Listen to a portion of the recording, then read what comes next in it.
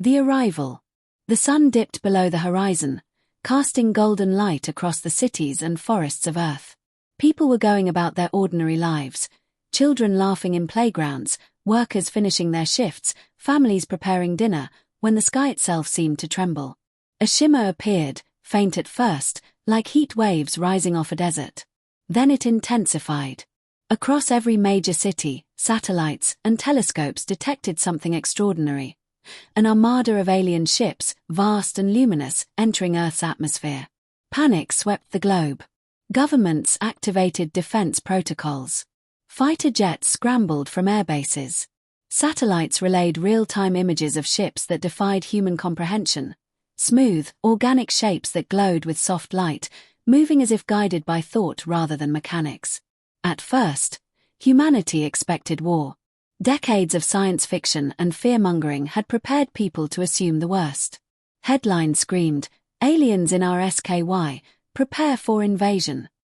Social media erupted in chaos. But then the aliens spoke, though not with words. Waves of light pulsed across the night sky, forming patterns and signals. Linguists, scientists, and AI experts raced to decode the transmissions. Slowly, the message became clear. We are wounded. We need help. Global shock and wonder. The revelation stunned everyone. The aliens were not attacking. They were injured, exhausted, and desperate. Their ships, which seemed invincible from afar, bore damage, fractures in their hulls, flickering lights, and patches where energy shields had failed. Humanity's response was divided at first. Fearful governments hesitated. Military commanders prepared for confrontation. But ordinary people reacted differently. Across the globe, humans began sending signals of welcome, broadcasting messages of peace, hope, and willingness to help.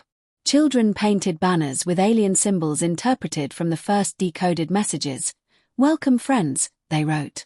People placed lights in windows, sending pulses into the sky to mirror the aliens' patterns. It was the beginning of a dialogue, not of weapons, but of kindness. A glimpse of the visitors. Through the first reconnaissance images, scientists got their first clear look at the aliens. They were unlike anything humans had imagined, ethereal, almost translucent forms that seemed to shift and ripple with color. Their bodies glowed faintly, and their movements were fluid, like liquid metal shaped by thought. Despite their strange appearance, there was something undeniably vulnerable in them. They were carrying injuries, some visibly struggling to maintain altitude. In the alien fleet, smaller craft hovered around larger, damaged ships, offering support and protection.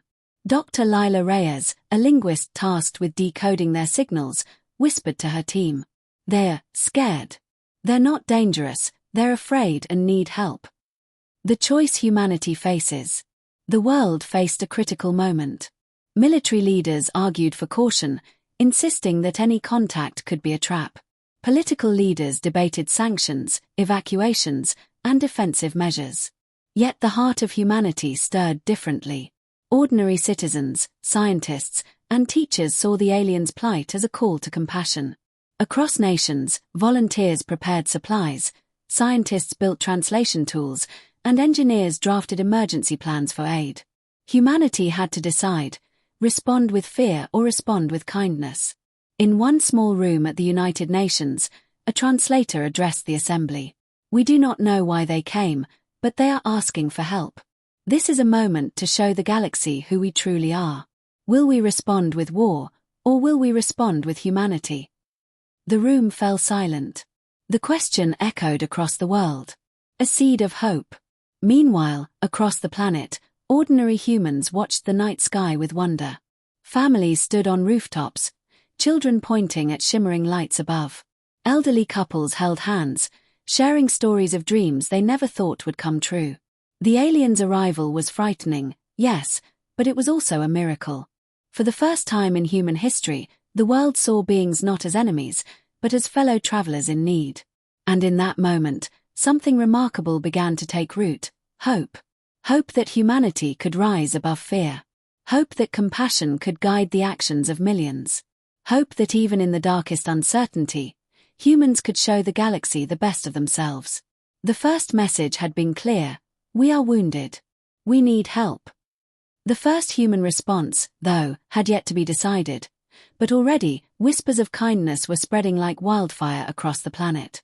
And in that choice, between fear and empathy, lay the future of humanity and the universe. The first contact. The first human shuttle, the Aurora, cut through the atmosphere, its sleek hull gleaming under Earth's sun. On board, the team of astronauts, scientists, and diplomats prepared for a meeting that would define the future of humanity. Hearts pounded, not with fear, but with anticipation. Dr. Amora Singh, the lead scientist, ran through her checklist. "Remember," she said to the team, "these beings are not invaders, they are wounded travelers. Our mission is aid and understanding. Treat this as a dialogue, not a negotiation." The alien fleet up close. As the shuttle approached, the alien fleet came into view. Unlike Earth's mechanical ships, these vessels were organic and fluid, glimmering with soft hues of blue, green, and violet. Each ship seemed alive, pulsing gently as though breathing. Small craft hovered around the damaged vessels, providing support. The humans' hearts swelled with awe. These beings were unlike anything they had ever seen, not threatening, not cold, but vulnerable. The moment of meeting. The shuttle docked with one of the larger alien ships. Inside, the team stepped into a chamber bathed in soft bioluminescent light. The aliens floated gently, their forms rippling like liquid metal. Their eyes, if they could be called eyes, glowed faintly with curiosity. Amora stepped forward, extending her hand, the universal symbol of peace. The alien closest to her hesitated, then reached out. Their touch was unlike anything she had felt, warm, vibrating softly, almost like energy passing from one being to another. The room was silent, yet it felt full of communication. No words were spoken, but the aliens' gratitude radiated through the chamber. Humanity's response. Outside, Earth watched anxiously via broadcast. Children held hands in front of their televisions, schools paused classes, and millions held their breath. When news spread that the aliens had accepted human aid peacefully, relief and excitement swept across the globe. Humanity began sending supplies immediately: energy pods to sustain life, medical equipment to treat injuries, and messages of welcome in dozens of languages. Volunteers worked tirelessly, building translation interfaces, constructing landing zones, and preparing care protocols. Engineers on Earth collaborated with the aliens to repair damaged ships. Doctors shared medical expertise, learning about alien physiology while teaching humans new methods of rapid treatment. It was a partnership, not a conquest. The first lessons. During the first days of contact, Amora noticed something remarkable. The aliens did not just receive help, they taught humans in return. They shared knowledge of energy manipulation, sustainable propulsion, and methods of communication through thought waves. Yet what struck her most was the simplicity of their lesson. Vulnerability does not equal weakness. And kindness can be stronger than fear. Children around the world participated too. Schools launched art projects, sending drawings of friendship, peace, and interstellar cooperation. Messages like "Welcome to Earth" and "Friends across the stars" decorated cities, floating in lights, holograms, and broadcasts to the alien fleet. A moment of unity. One evening, Amora stood on a platform on the largest alien ship. Beside her, the alien leader shimmered, its form more radiant than the others. For the first time, humans and aliens truly looked into each other's existence. The alien leader projected a wave of thoughts that humans could feel as emotions. We feared extinction. We feared war.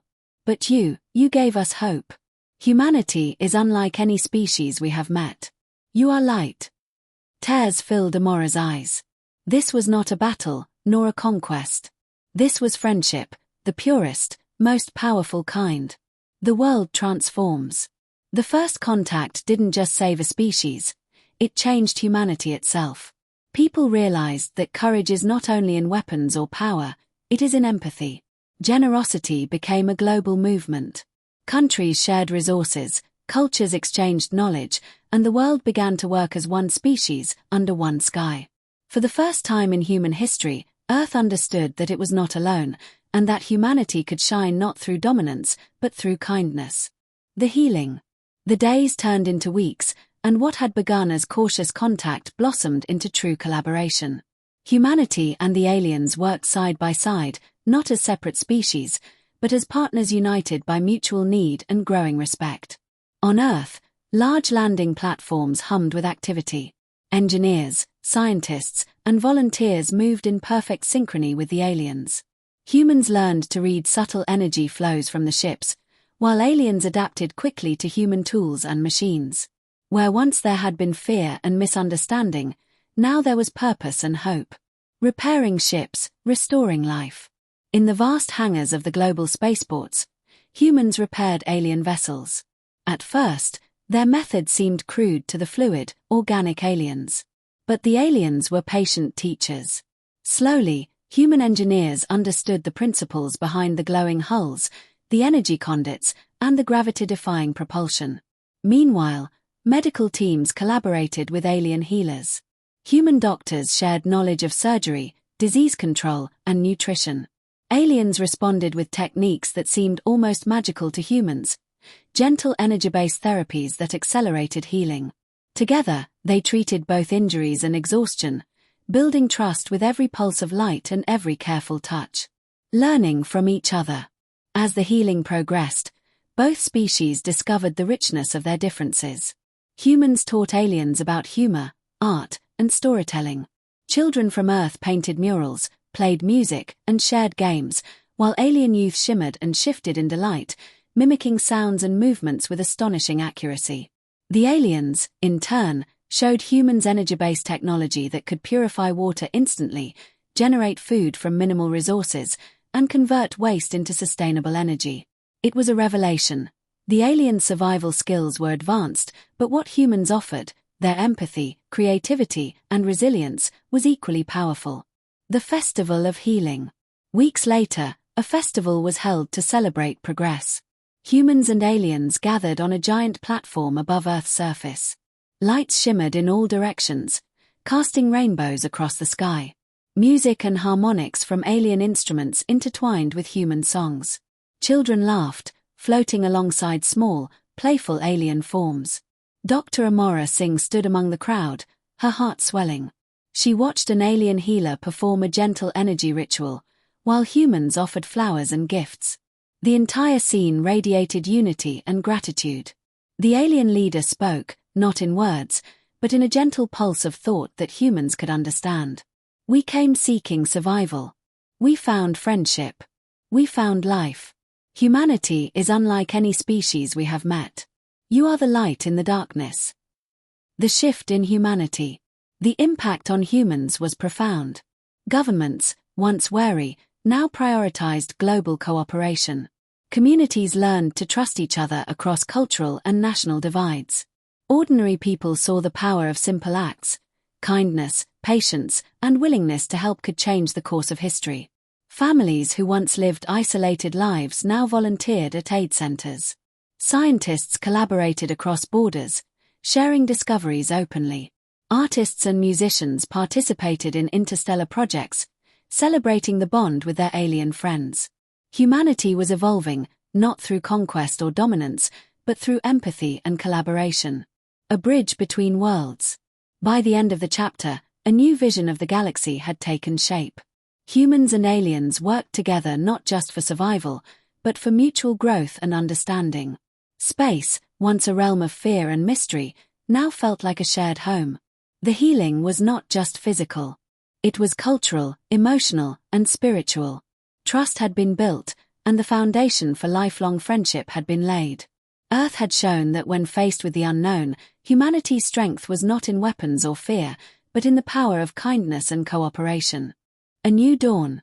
Years later, humans and aliens celebrated together on the rebuilt fleet and on Earth. Humanity had changed. Borders seemed smaller, cooperation across nations stronger, and the understanding that compassion is a universal language had taken root. Children played alongside alien beings, learning languages and games that spanned planets.